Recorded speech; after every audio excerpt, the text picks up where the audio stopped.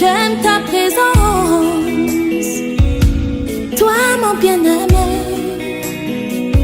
Prends-moi dans tes bras d'amour, Jésus.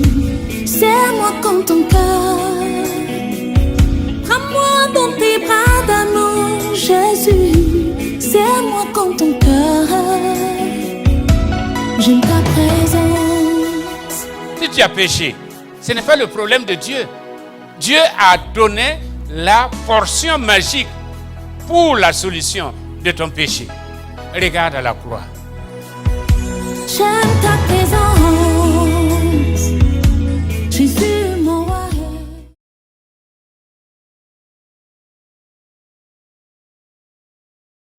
Néanmoins, nous allons sortir un peu de l'orthodoxie et nous allons prendre nos leçons. Et c'est à partir de la leçon, pour ceux qui étaient là le vendredi, nous nous sommes entretenus sur cela, sur le thème de la leçon. Et c'est ce sur quoi nous allons nous entretenir encore ce matin. Ceci d'autant plus qu'aujourd'hui nous célébrons l'avènement du Saint-Esprit dans son Église. Et je dirais qu'on ne peut au reste parler d'une Église sans la présence du Saint-Esprit. On peut parler d'une communauté, mais la véritable assemblée créée par le Christ, c'est celle où la présence du Saint-Esprit est manifeste. Et pour soutenir la leçon, pour ceux qui ont leur leçon biblique, la lecture biblique proposée, c'est dans Jean chapitre 16, le verset 5 à 16. Nous allons faire la lecture. Prenons nos Bibles. Jean chapitre 16, verset 5 à 16. Je reprends. Jean chapitre 16, verset 5 à 16. Nous lisons. Maintenant, je m'en vais vers celui qui m'a envoyé, et aucun de vous ne me demande « Où vas-tu » Mais, parce que je vous ai dit ces choses, la tristesse a rempli votre cœur. Cependant, je vous dis la vérité. Il vous est avantageux que je m'en aille. Car si je ne m'en vais pas, le consolateur ne viendra pas vers vous. Mais si je m'en vais, je vous l'enverrai. Et quand il sera venu, il convaincra le monde en ce qui concerne le péché, la justice et le jugement. En ce qui concerne le péché, parce qu'il ne croit pas en moi. La justice, parce que je vais au Père et que vous ne me verrez plus. Le jugement, parce que le prince de ce monde est jugé. J'ai encore beaucoup de choses à vous dire, mais vous ne pouvez pas les supporter ou les porter maintenant. Verset 13. Quand le consolateur sera venu, l'Esprit de vérité, il vous conduira dans toute la vérité, car il ne parlera pas de lui-même, mais il dira tout ce qu'il aura entendu et il vous annoncera les choses à venir. Il me glorifiera, parce qu'il prendra de ce qui est à moi et vous l'annoncera. Tout ce que le Père a est à moi. C'est pourquoi j'ai dit qu'il prend de ce qui est à moi et qu'il vous l'annoncera. Verset 16. Encore un peu de temps et vous ne me verrez plus. Et puis encore un peu de temps et vous me verrez parce que je vais au Père. Amen. Reprenez vos places, s'il vous plaît. La question à laquelle la leçon tente de répondre, pourquoi avons-nous besoin du Saint-Esprit? Et le thème proposé, sans moi, vous ne pouvez rien faire. C'est vrai que nous, en tant qu'Église des Assemblées de Dieu, nous disons que nous sommes pentecôtistes. Nous croyons au baptême dans le Saint-Esprit dont le signe initial visible est le parler en langue. Et cette leçon, qui traite de l'actualité de l'Église, nous interpelle à plus d'un titre. Et on ne cessera de le répéter. Notre tendance aujourd'hui est de devenir évangélique. Peu dans nos assemblées, peu de membres sont remplis du Saint-Esprit. Cependant, ce n'est pas un choix, un deuxième choix. Nous avons besoin du Saint-Esprit pour marcher au quotidien dans notre vie chrétienne. Et le plan de la leçon, en ce sens, développe 4 aspects de l'importance du Saint-Esprit dans la vie du croyant. Dans la première partie, la leçon parle de la primauté, ou je dirais la place primordiale que le Saint-Esprit doit occuper dans la vie de chaque chrétien. Le Saint-Esprit d'abord. Ensuite, la leçon nous parle de ce que le Saint-Esprit veut produire dans chacun et chacune de nous, dans nos vies. C'est nous amener à vivre dans la vérité. Et troisièmement, le Saint-Esprit est là pour nous donner de témoigner. Un témoignage vivant, un témoignage efficace, un témoignage qui transforme le monde autour de nous. Et enfin, pour que nos prières soient efficaces, nous avons besoin de prier en esprit. De laisser le Saint-Esprit filtrer nos prières et les présenter à Dieu. Pour cela, nous avons besoin que le Saint-Esprit habite en nous, dans toute sa plénitude. Entrons dans le contenu de la leçon. Le Saint-Esprit d'abord. La fête de Pentecôte nous rappelle la nécessaire présence du Saint-Esprit dans la vie du disciple, comme je le disais tantôt, pour le succès dans la mission de Dieu. Et dans Matthieu chapitre 28, nous avons ce que certains ont appelé la missio Dei, la mission de Dieu, pour d'autres le grand mandat, pour d'autres la grande commission, ce que le Christ a laissé comme mission à son Église. Et je crois que chacun de nous, nous pouvons réciter les versets 18 à 20 par cœur. Jésus s'étant approché leur par là et dit, « Tout pouvoir m'a été donné dans le ciel et sur la terre. Allez et faites de toutes les nations des disciples. Baptisez-les au nom du Père, du Fils et du Saint-Esprit et enseignez-leur à observer tout ce que je vous ai prescrit. Et voici, je suis avec vous tous les jours jusqu'à la fin du monde. » C'est la mission que le Christ nous a confiée. Et c'était la dernière mission qu'il a laissée à son Église. Et nous verrons cela plus loin.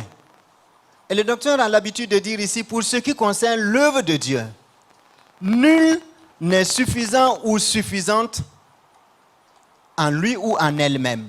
Nous avons besoin pour accomplir la mission de Dieu dans notre famille, dans notre quartier, dans notre service, nous avons besoin du Saint-Esprit.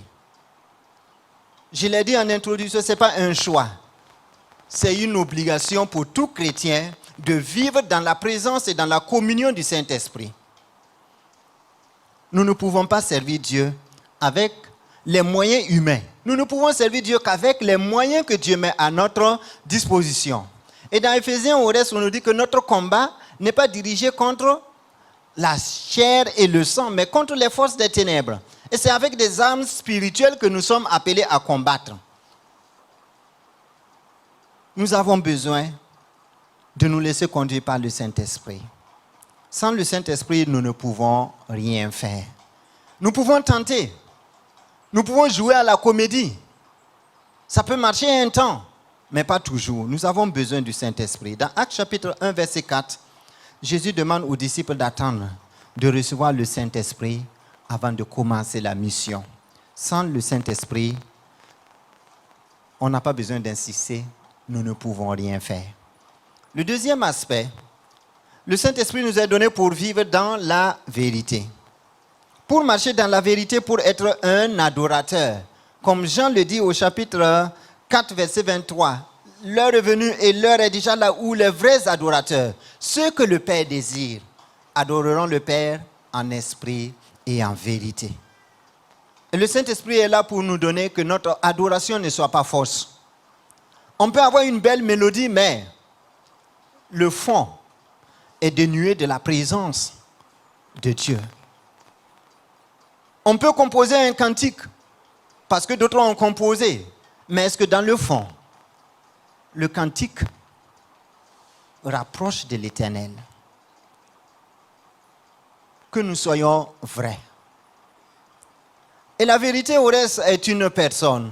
Dans Jean 14, Jésus dit, je suis le chemin, la vérité et la vie. Nul ne vient au Père que par moi. Vivre selon la vérité, c'est vivre comme le Christ. Et dans Actes, on nous dit que lorsqu'on voyait les disciples, on les reconnaissait pour avoir été avec le Christ. Que dans nos familles, on puisse voir Christ à travers notre vie. D'habitude, on dit que ce que tu fais crie si fort que je ne peux pas entendre ce que tu dis.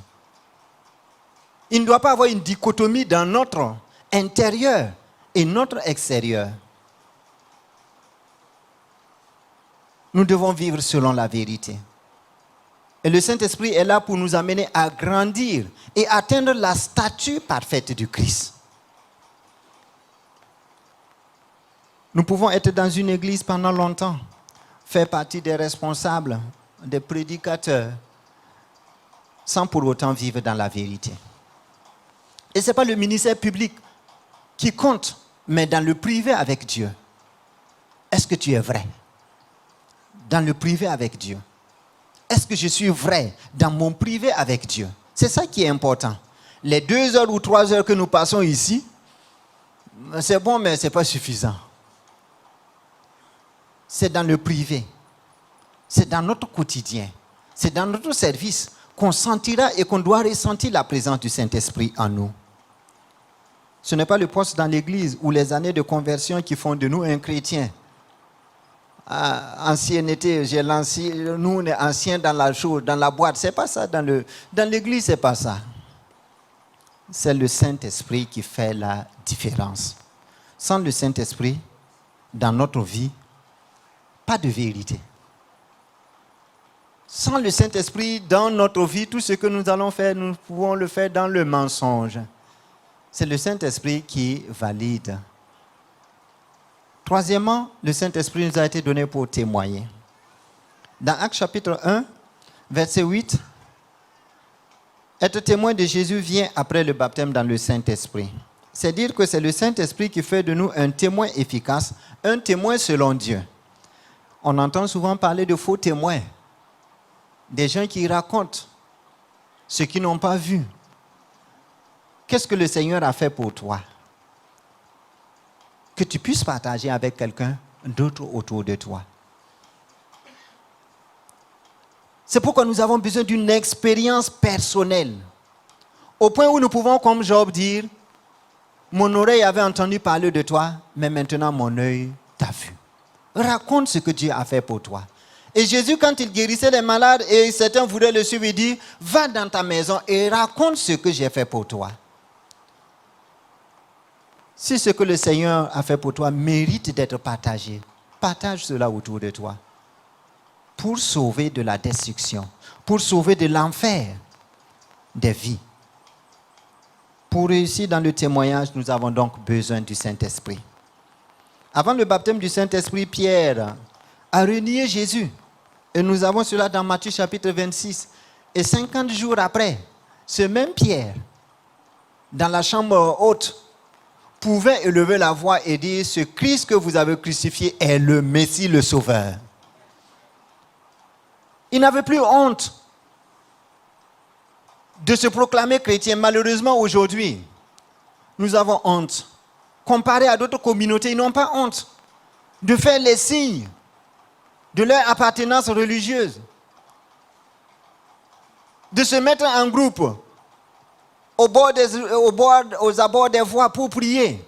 Et nous avons peur, nous avons honte de notre Jésus. C'est dommage. Soyons fiers aussi d'être chrétiens. Mais je comprends, sans le Saint-Esprit, c'est difficile. Nous serons dans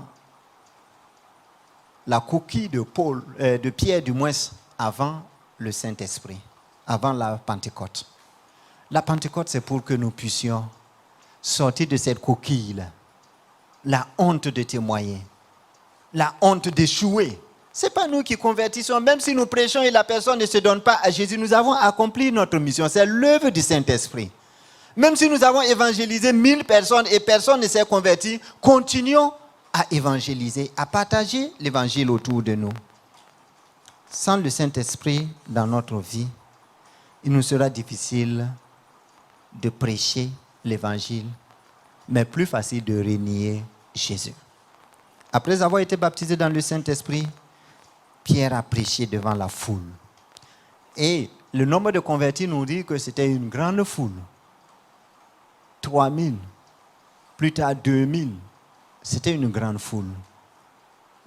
Sans compter ceux qui ne se sont pas convertis.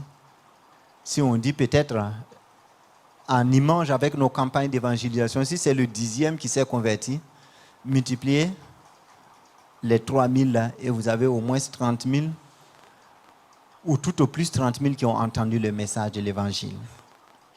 Enfin, le Saint-Esprit est là pour nous aider à avoir une prière efficace. Le vendredi, je disais que souvent, si nous voulons, tentons nous-mêmes d'enregistrer nos prières et de les réécouter après. Nous allons nous rendre compte qu'il y a certaines choses que nous avons dites, et si on pouvait les retirer, on allait les retirer. Mais gloire soit rendue à Dieu. Le Saint-Esprit est là pour filtrer et corriger nos prières avant de les présenter à Dieu.